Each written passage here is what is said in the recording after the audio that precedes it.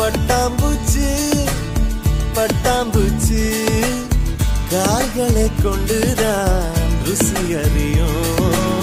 காதல் கொள்ளும் மனித பூச்சி